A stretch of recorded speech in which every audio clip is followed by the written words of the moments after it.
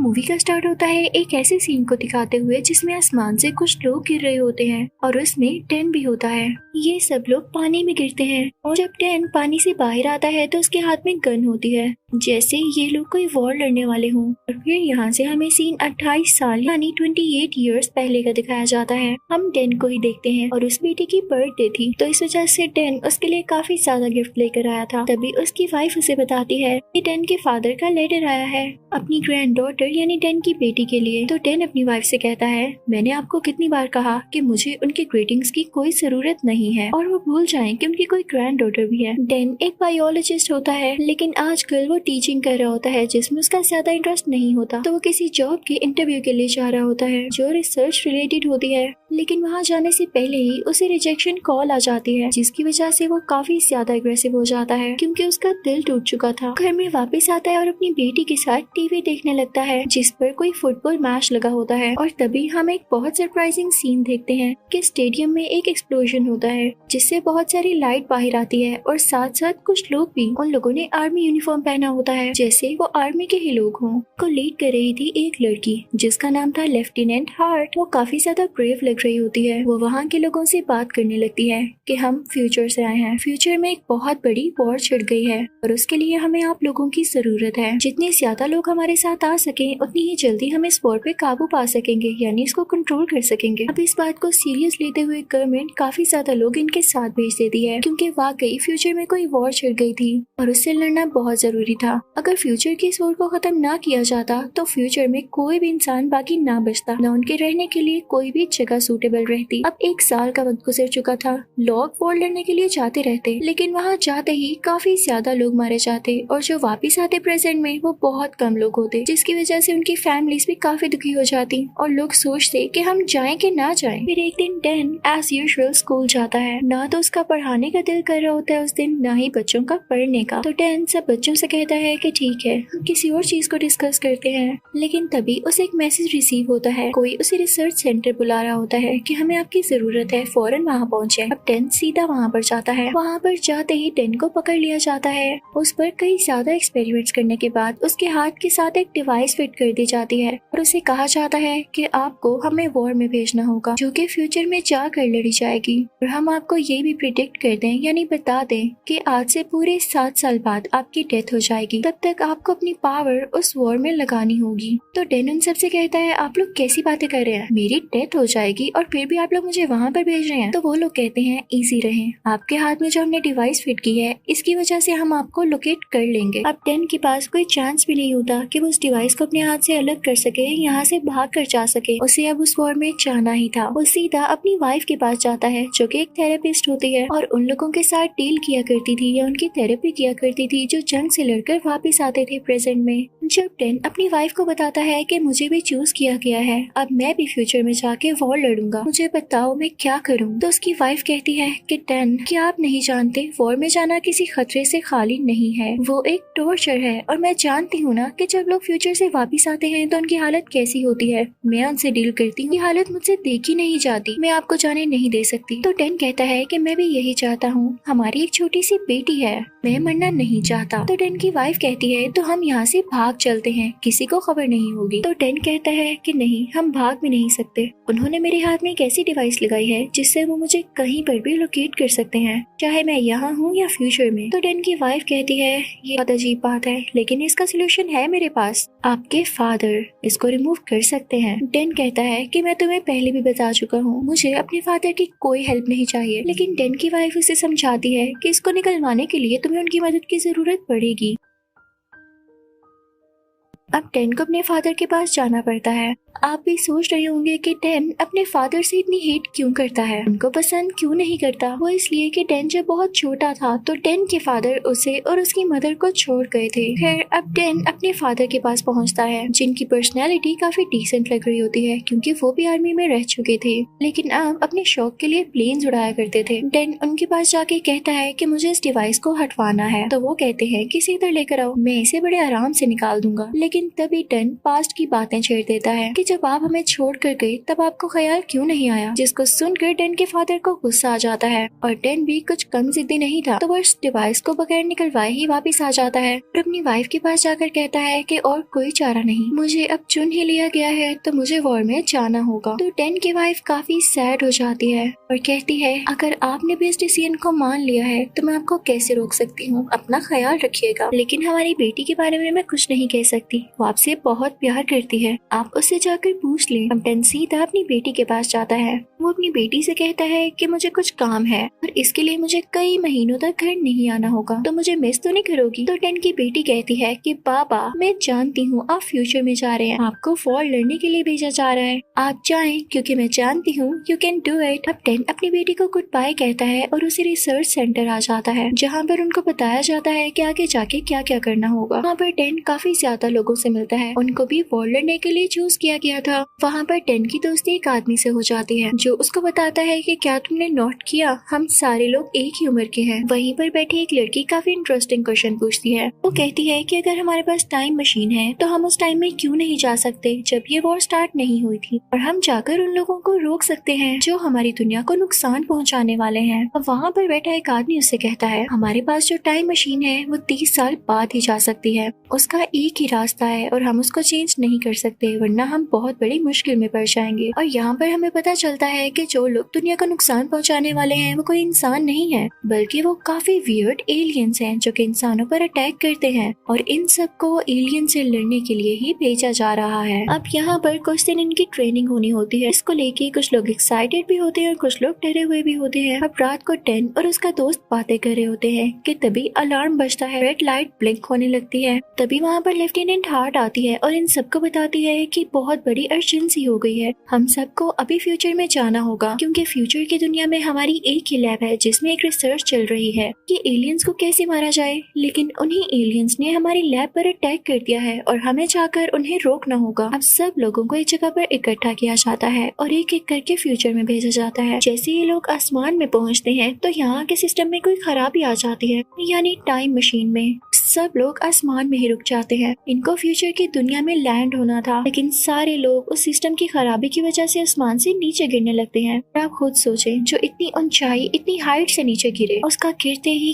क्या हाल होगा। अब यहाँ पे हमें वही सीन दिखाया जाता है जो कि मूवी की स्टार्टिंग में हमने देखा कि टेन और उसके साथ कुछ लोग उस पानी में गिरते हैं जहाँ से टेन बाहर आया था। वो एक स्विमिंग पूल होता है। टेन और उसके साथ कुछ लोगों के अलावा बाकी सारे लोग उसी वक्त मारे जाते हैं। ये बुरी हुई और अब इन्हीं लोगों को उन एलियन से लड़ना होगा। पर एक कर्नल आती है जो कि एक फीमेल होती है, वो टेन को बाकी लोगों का लीडर बना देती है। उनसे कहती है कि पास ही लैब में कुछ लोग हैं, उनको जाकर बचाना होगा। अब जैसे ये टेन अपनी टीम को लेके उस लैब में जाता है तो देखता है वहाँ के सब लोग मारे जा चुके हैं और उनको किसी और ने नहीं बल्कि एलियंस ने मारा है। टेन फौरन से उस कर्नल से कांटेक्ट करता है। वो बताता है कि सब लोग मारे जा चुके हैं, अब लैब में हमें क्या काम है। तो कर्नल कहती है कि लैब में कुछ इन्फॉर्मेशन है, वहाँ पर कुछ हार्ड ड्राइव्स होंगी जिन्हें तुम्हें लेकर आना है।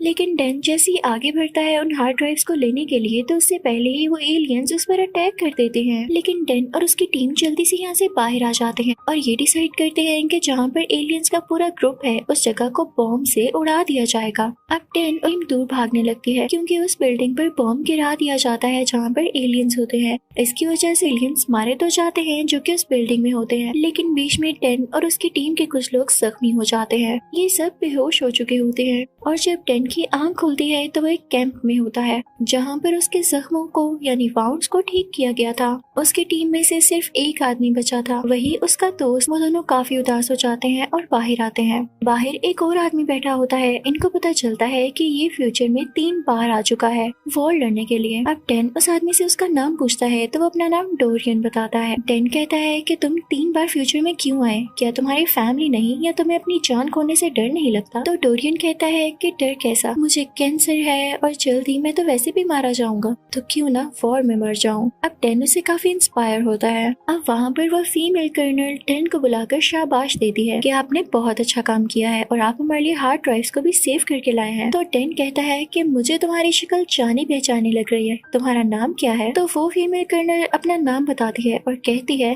मैं टेन फॉस्टर की बेटी हूँ, यानी ये कोई और नहीं बल्कि टेन की अपनी बेटी थी जो कि फ्यूचर में अब बड़ी हो चुकी थी और कर्नल बन चुकी थी। टेन अपनी बेटी से कहता है I am proud of you, मुझे बहुत खुशी हो रही है। वो अपनी बेटी को प्यार करने के लिए आगे बढ़ता है तो उसकी बेटी कहती है नहीं सॉरी डैड, आप यहाँ पे सिर्फ एक सोल्जर बनकर आए हैं, ये मत सोचिएगा कि आप मेरे फादर हैं तो इसलिए मैंने आपको यहाँ बुलाया। टेन को ऐसे फील होता है जैसे उसकी बेटी का बिहेवियर उसके साथ वैसा ही है जैसा टेन का अपने फादर के साथ है। फिर अब टेन की बेटी यानी कर्नल कहती है कि आप ज्यादा मत सोचें, हमें अगले मिशन पर ध्यान देना होगा। टेन पूछता है कि वो क्या, तो कर्नल बताती है कि हमें वहाँ पर जाना होगा जहाँ पर फीमेल एलियंस अंडे देती हैं। वहाँ से हमें एक फीमेल एलियन को पकड़ कर लाना होगा ताकि हमें सारा कुछ पता चल सके कि ये एलियंस जीते किस पर हैं और मरेंगे कैसे। अब कर्नल और टेन हेलीकॉप्टर में बैठ के उस जगह जाने लगते हैं। तो रास्ते में कर्नल अपने फादर यानी टेन को बता रही होती है कि देखते ही देखते एलियंस बहुत ज्यादा होते जा रहे हैं और हमें इसको रोकना होगा वरना जल्द ही ये एलियंस इतने ज्यादा हो जाएंगे कि सब इंसानों को मार डालेंगे और उनको खा भी लेंगे। फाइनली ये लोग वहाँ पर पहुँच जाते हैं। अब कर्नल अपने डैड टेन से कहती है कि आप ऊपर हेलीकॉप्टर में ही रुके, मैं नीचे जाती हूँ और बाकी लोगों की हेल्प करती हूँ उस फीमेल को पकड़ने के लिए।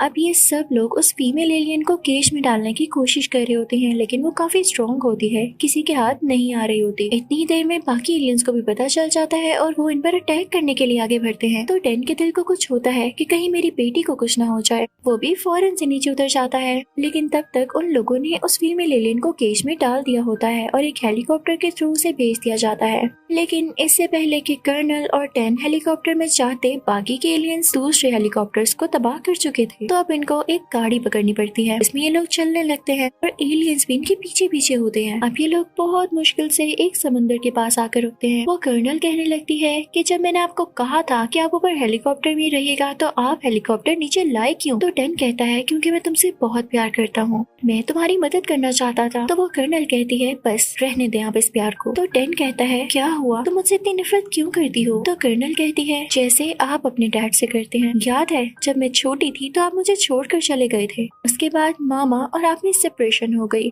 और उसके कुछ ही साल बाद आपकी डेथ हो गई, मैंने आपके साथ क्या टाइम गुजारा। वहाँ पर वो दोनों काफी इमोशनल हो जाते हैं। लेकिन इस वक्त सिचुएशन काफी खराब होती है तो इन लोगों को अपने अगले मिशन को देखना था। ये लोग सीधा उस लैब की तरफ जाते हैं जहाँ पर उस फीमेल एलियन को कैद किया गया था। अब वहाँ जाते ही वो कर्नल उस फीमेल एलियन का ब्लड सैंपल लेती है ताकि कोई ऐसी चीज तैयार कर सके जिससे इन एलियंस को मारा जा सके।